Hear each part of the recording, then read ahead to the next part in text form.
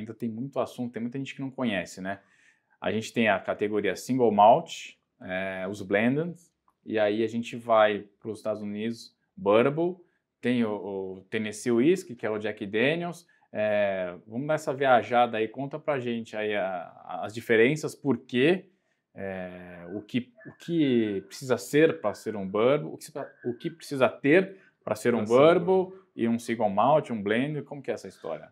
Então, na Escócia e todos os outros países que levam o nome Single Malt, que foi, na verdade, o primeiro whisky a surgir no mundo, e até naquele documento do rei James IV, lá de 1400, estava escrito lá uma quantidade de malte. Então, eles já mencionaram o malte desde aquela época. Então, eles sempre produziam o whisky à base de cevada maltada. Então, quando a gente fala single malt, ele é 100% cevada maltada, destilado por uma única destilaria. Obrigatoriamente.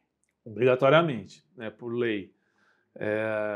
Uma única destilaria, por isso que ele é single, né, e destilado em alambique de cobre, feito por lotes. Então, um processo mais lento, e também tem que ter o envelhecimento mínimo.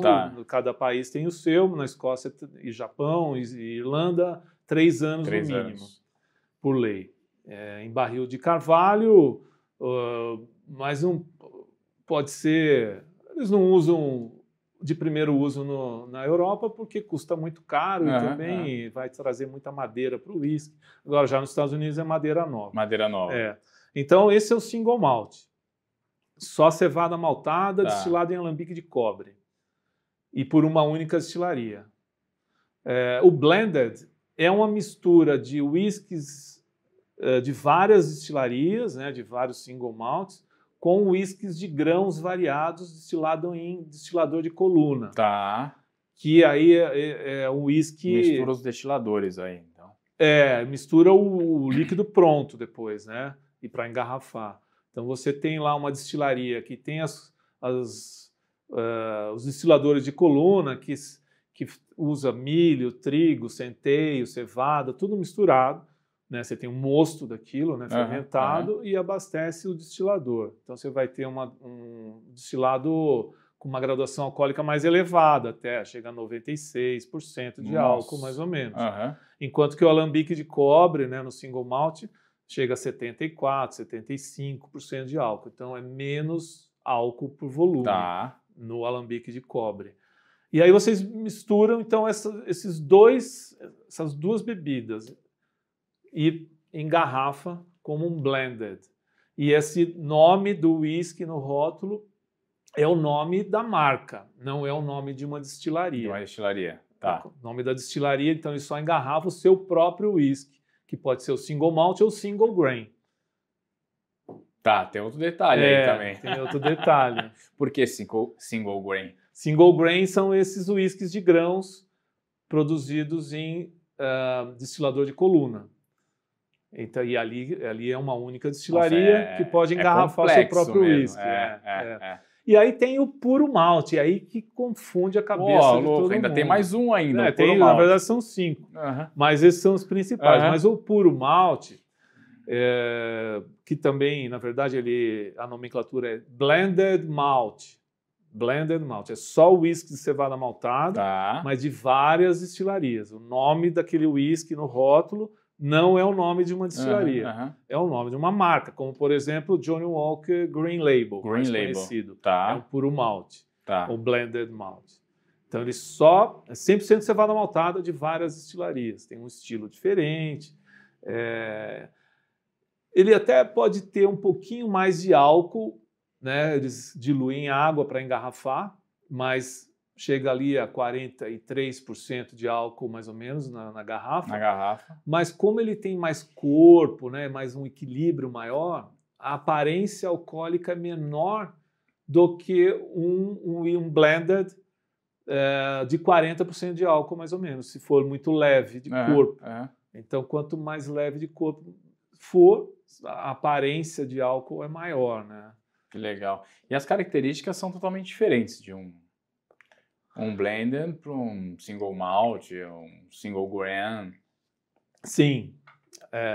O single grain, que são whiskies bem leves, né? Eles são bem ligeiros, assim, não são aromáticos, não são saborosos. É uma base alcoólica mesmo.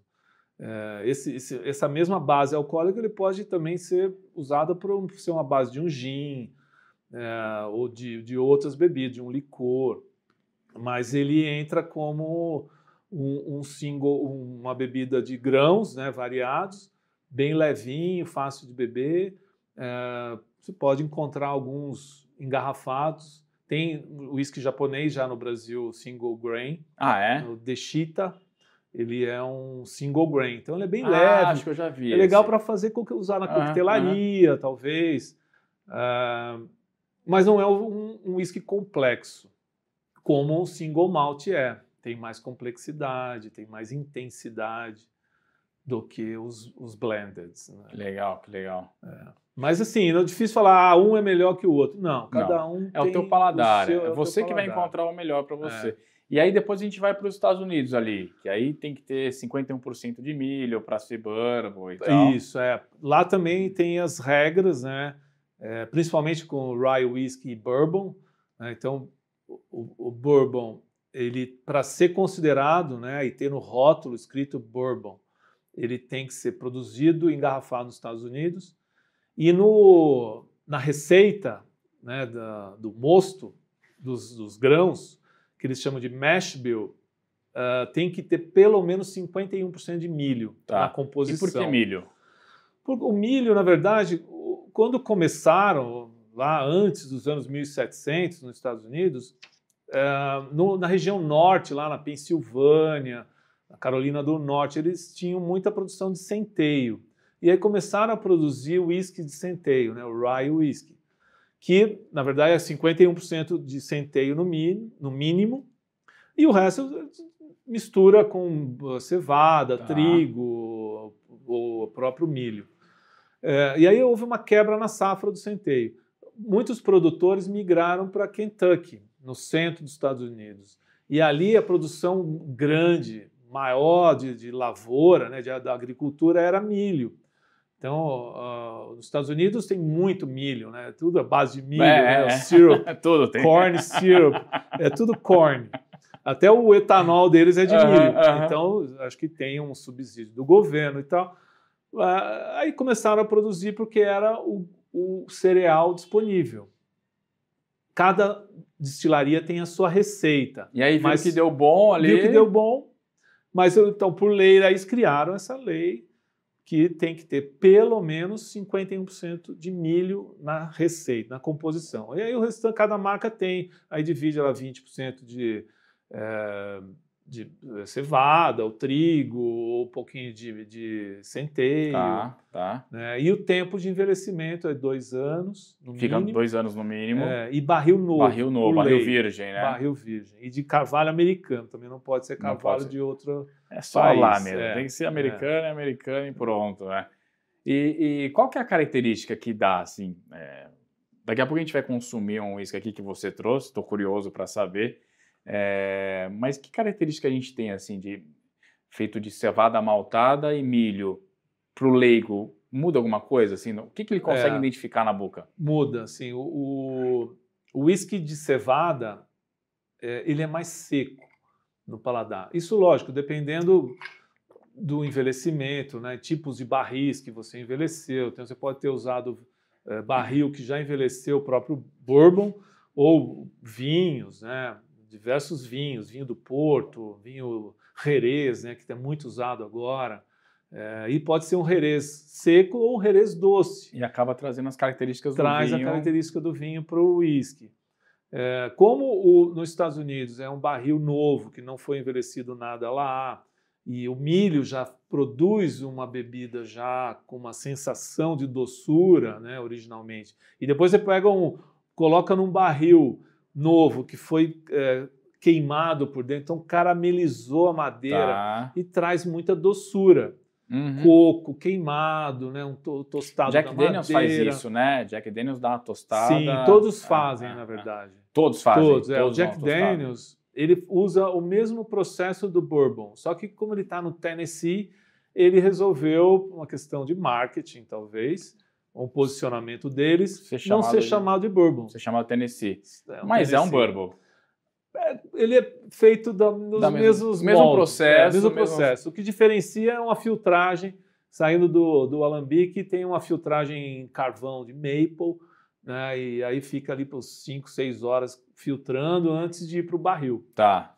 E dilui um pouco, né? Nos Estados Unidos eles diluem um pouquinho, não é a graduação alcoólica que sai do destilador, eles diminuem um pouco para ir para o barril. E aí ali envelhece, então você tem uma bebida com uma sensação de doçura um pouquinho maior do que um uísque de centeio, um uísque de cevada. Você tem um estilo diferente. Mesmo em qualquer país, ou mesmo na Escócia, né, que é um país só, cada região produtora tem um terroir, né? A gente fala terroir para tudo, não precisa ser para vinho necessariamente. Né? Palavra francesa. Café também tem terroir. Sim. Então, você depende muito do clima, da técnica de produção de cada local ali. Você tem um estilo diferente. Legal. Canadá. Canadá também. O Canadá tem whiskies bons lá. Tem. E também tem a sua própria legislação para a produção de diferente? Whisky. É diferente. Ele tem 3 anos de envelhecimento, feito de grãos variados, tem um estilo um pouquinho diferente dos Estados Unidos e do resto do mundo, mas são bons whiskies, são muito interessantes. E não vem para cá, né? Tem só uma marca que a Diageo traz, o Crown Royal, que acho que é a única marca disponível no Brasil de whisky canadense. Mas eles conseguiram sobreviver mais até durante a lei seca nos Estados Unidos, né? Entre anos 20 e 30, foi quando eles vendiam muito para os próprios americanos, né? Mas contrabandeado. Pelo norte ali. Então, a maioria das destilarias, claro que por questões estratégicas, fica tudo mais ou menos ali perto do estado de Nova York ou do Illinois, né? Ali na divisa no Canadá, com a divisa com os Estados Unidos. Tá. Então tinha na lei seca os uísques ruins, horríveis, né? Produzidos ali no porão da casa, e também tinha os uísques canadenses que chegavam ali. Não só canadense, mas escocês também. Chegava também. Porque os advogados americanos são muito bons, né? Você sabe que advogado americano consegue tudo.